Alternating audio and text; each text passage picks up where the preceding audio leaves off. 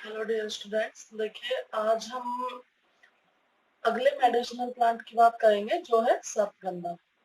सर्पगंधा जो है, इसका अगर हम वानस्पतिक नाम की बात करें तो इसका वानस्पतिक नाम होगा राउवोल्फिया सर्पेंटाइना। ठीक है, बहुत सारी जातियां पाई जाती है इसकी। ये हम जो मोस्ट कॉमन जो जाति है उसकी बात कर रहे हैं। अगर हम इसके कुल की बात करें, कौन से कुल से बिलोंग करता है, तो कुल होगा इसका एपोसाइनेसी कुल। ठीक है, देसी नाम देसी नाम होगा इसका चंद्र। ठीक है, अगर हम इसके बारे में और देखेंगे तो सबसे पहले तो ये कि भाई ये जो सर्पगंधा पादप है ये भारतीय उत्पत्ति का पादप है। मतलब कि शुरू में जब इसे देखा गया था, मतलब इसकी जो उत्पत्ति है वो भारत से मानी गई है। ठीक है, इसे सर्पगंधा के नाम से जाना जाता है, ऊपर बता ही दिया है।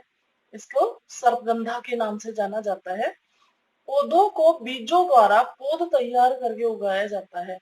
देखो, प्रवर्धन देखते हैं हम, हर एक प्लांट में देख रहे हैं प्रवर्धन कैसे किया जा रहा है इनका। भाई कोई कलम लगा के लगाया जा रहा है, या फिर कोई मतलब इसका कायिक भाग लगाया जा रहा है, या बीजों से लगाया जा रहा है, किस सिस्टम से लगाया जा रहा है। तो इसमें क्या होगा कि भाई इनके जो पौधे होते हैं उनको तैयार कैसे किया जाता है, बीजों के द्वारा पौध तैयार की जाती है। ठीक है, इसका मूल तथा स्तंभ कलमों के द्वारा भी प्रवर्धित किया जा सकता है। इसका जो मूल है वो, और स्तंभ वाला पार्ट मतलब कि तना बोल सकते हैं, तना वाला पार्ट है, और मूल वाला पार्ट है वो कलम। जैसे अपन गुलाब की कलम लगाते हैं, ऐसे इसको ऐसे टेढ़ा कटिंग करके और उसकी एक कलम हम मिट्टी में रोप देते हैं, उससे वो नया प्लांट बन जाता है। इसी तरीके से भाई इसका क्या है, मूल और स्तंभ कलम के द्वारा भी प्रवर्धित किया जा सकता है। ठीक है, पौधों को जड़ सहित उखाड़ लिया जाता है। भाई क्या करते हैं, देखिए इनको, इनके जो पौधे होते हैं ना, इनको पहले बीज के द्वारा रोपित किया, उसके बाद जैसे बड़े हो जाएंगे तो क्या करेंगे इनको, जब इनका कल्टीवेशन मतलब काटने की बारी आती है ना, तो उस टाइम पे क्या करते हैं भाई, जो इनको जड़ सहित निकाल लेते हैं। क्यों? क्योंकि इसकी जो जड़ है ना उसमें भी एल्केलॉइड होता है, और इन प्लांट से हम क्या एकत्रित कर रहे हैं, क्या इकट्ठे कर रहे हैं, एल्केलॉइड से तो ले रहे हैं औषधि के रूप में। तो क्या करेंगे, इनके जो पौधे हैं उनको जड़ सहित उखाड़ लिया जाता है, जड़ों को धोकर सुखा लिया जाता है। भाई जो जड़ें हैं उनको पहले उखाड़ा, उसके बाद धो के सुखा दिया जाएगा। सूखी जड़ों को पीस कर चूर्ण तैयार किया जाता है। सुखा दी गई है जड़ें, उनको पीस के पाउडर बना लिया जाता है, और ये जो पाउडर होता है इसको औषधि के रूप में काम लिया जाता है। ठीक है, इसके बाद में क्या है कि भाई इनको एयर टाइट जो मतलब बॉक्स होता है, पात्र होता है, उनमें एकत्रित किया जाता है, उनमें इकट्ठा किया जाता है। भाई अगर हम बात करें इसके वानस्पतिक लक्षणों की, देखिए वानस्पतिक लक्षणों में क्या होगा, सबसे पहले तो ये सदाबहार मतलब कि एवरग्रीन, मतलब कि हर टाइम पे उगा रहने वाला। बहुवर्षीय, बहुवर्षीय का मतलब आप समझते ही हैं। झाड़ी नुमा, देखिए बहुत बड़ा प्लांट नहीं होता है इसका, मतलब कि ट्री नहीं है, वृक्ष नहीं है, झाड़ी है। मतलब कि झाड़ी, देखिए शाख झाड़ी और वृक्ष में क्या अंतर होता है, शाख जो होते हैं ना उनकी लंबाई बहुत ज्यादा नहीं होती है, नीचे नीचे ही उगते हैं वो। इसके अलावा झाड़ी जो होती है वो शाख से ज्यादा बड़ी होती है, लेकिन वृक्ष से छोटी होती है। और वृक्ष तो हमें पता ही है, जो बहुत ज्यादा विशालकाय भी हो सकते हैं या फिर काफी लंबाई के होते हैं। तो ये किस प्रकार का पादप होगा, झाड़ी नुमा पादप होगा। अब देखिए लंबाई इसकी 0.4 से 0.6 मीटर, मतलब लगभग आधा मीटर के आसपास ये लंबा होता है। पत्तियां सरल दीर्घ वृत्तीय अछिन्न कोर चक्र क्रम में व्यवस्थित होती है। देखिए सरल का मतलब तो सिंपल लीव है। ठीक है, सिंपल लीव और कंपाउंड लीव क्या होती है, देखो एक जो सिंपल लीव होती है उसमें कहीं भी कटिंग नहीं होती, और जो कंपाउंड लीव होती है उसमें क्या है कि जैसे कोई एक पत्ती है और उसमें छोटे छोटे और ज्यादा पत्रक बन गए। ठीक है, एक ही पत्ती की कटिंग होने से उसमें छोटी छोटी पत्तियां बन गई, वो क्या होगी, कंपाउंड लीव होती है। ठीक है, संयुक्त पत्ती होती है।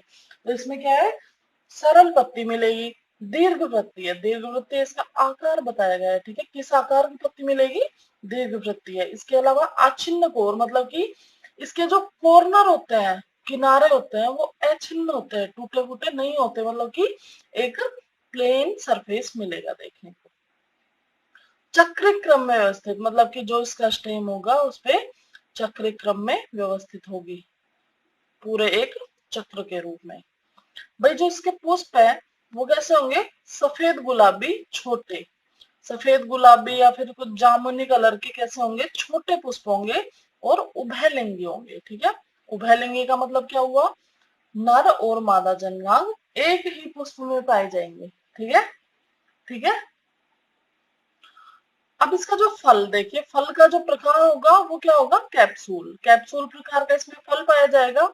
और एक बीज है, मतलब कि जो फल है उसके अंदर कितने बीज पाए जाएंगे, सिर्फ एक बीज पाया जाएगा, इसका मतलब क्या हुआ, एक बीज है। ठीक है, देखिए आगे अगर हम देखें इसमें जो एल्केलॉइड मिलता है, ठीक है, उसकी बात करेंगे तो क्या होगा, इस इससे राउल्फिया नामक दवा एल्केलॉइड के रूप में प्राप्त होती है। जो इसमें एल्केलॉइड है उसका नाम क्या है, राउल्फिया।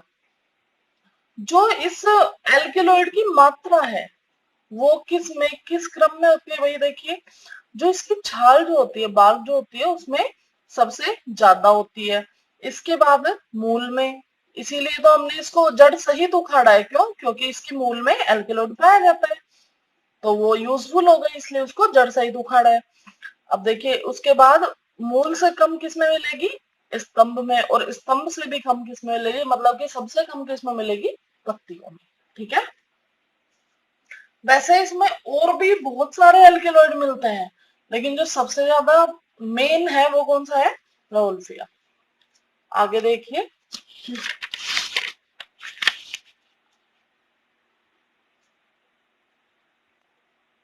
सर्पगंधा मूल में 80 प्रकार के एल्केलॉइड प्राप्त होते हैं, मतलब कि जो इसकी रूट है, मूल है, उसमें लगभग 80 प्रकार के एल्केलॉइड होते हैं। मैंने बताया आपको कि बहुत सारे एल्केलॉइड होते हैं। रोल्फिया सर्पेंटाइना में 20 प्रकार के एल्केलॉइड उपस्थित होते हैं। भाई जो इसकी मूल है उसमें भी बहुत सारे मिलते हैं, और जो सर्पेंटाइना जो इसकी प्रजाति है उसमें क्या है, बहुत सारे एल्केलॉइड उपस्थित होते हैं। देखिए, और इनमें सबसे मेन क्या है, सर्पिनेन। ठीक है, कौन सा है सबसे मेन, इसमें सर्पिनेन है। उपयोग देखो, उपयोग में क्या, सर्पगंधा चाय, सर्पगंधा चाय, यह चाय बहुत मतलब ज्यादा पॉपुलर है, मशहूर है, क्यों भाई, इसे महात्मा गांधी बड़े चाव से पिया करते थे। ठीक है, विभिन्न रोगों में प्रयुक्त सर्पगंधा औषधि, मतलब अब देखते हैं मेडिसिन के रूप में कैसे कैसे यूज आती है। सबसे पहले तो चंद्र रोग ठीक करने में प्रयुक्त। ठीक है, इसका हमने जो देसी नाम बताया था या कॉमन नेम बताया था वो भी क्या था, चंद्र नाम बताया था, है ना। नंबर 2 है मानसिक बीमारियों अथवा पागलपन ठीक करने में, मतलब जो मस्तिष्क संबंधी बीमारियां हैं या फिर पागलपन है उसको भी ठीक करने में इसका यूज किया जाता है। इसके अलावा एपिलेप्सी और अनिद्रा, मतलब कि मिर्गी और अनिद्रा में भी उपयोगी। मिर्गी का मतलब, एपिलेप्सी समझते हैं एक न्यूरल डिसऑर्डर है, मतलब तंत्रिका तंत्र संबंधी एक जो डिसऑर्डर है ये, और अनिद्रा मतलब कि नींद नहीं आना।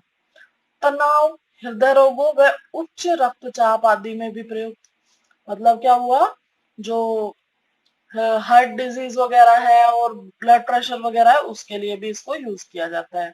इसके अलावा सर्पगंधा का उपयोग सर्पदंश, मतलब कि सांप जो काट जाता है ना उसके इलाज के लिए, बिच्छू दंश मतलब कि जो बिच्छू वगैरह काट जाता है उसके इलाज के लिए ठीक करने में उपयोगी। ठीक है, सिंपल सी बात है। हैजा, पेचिस, बुखार आदि के निदान में। ठीक है, इसके अलावा भाई जो एक बहुत ही इंपॉर्टेंट है वो क्या है, प्रसव के समय गर्भाशय की मांसपेशियों में संकुचन बढ़ाने के लिए।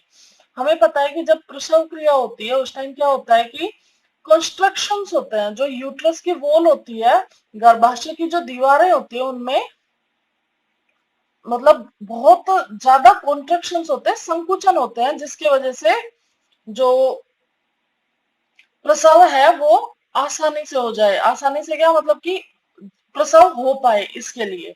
ठीक है, तो उन संकुचनों को बढ़ाने के लिए, ठीक है, क्या करते हैं, सर्पगंधा औषधि का उपयोग किया करते हैं। Thank you.